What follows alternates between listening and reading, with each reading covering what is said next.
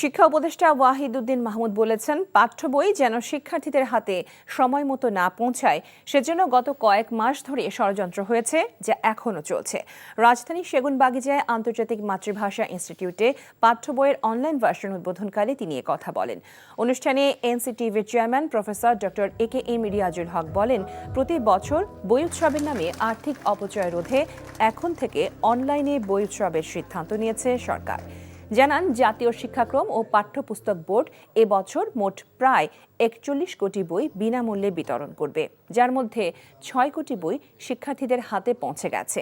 জানুয়ারির ২০ তারিখের মধ্যে প্রাথমিক ও মাধ্যমিক পর্যায়ের সব শিক্ষার্থী বই হাতে পাবে বলেও জানান রিয়াজুল হক।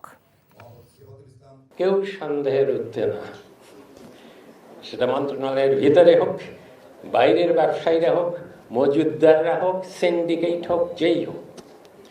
এই জন্যই বলছি, আমি কাউকে এখন দোষারোপ করছি না, কিন্তু এই অভিজ্ঞতা এবং এটার অনুসন্ধান কাজে লাগিয়ে আমরা ভবিষ্যতে এই বই বাণিজ্যকে, বই ছাপার বাণিজ্যকে কি করে আরও সুশৃঙ্খল করব এবং এতে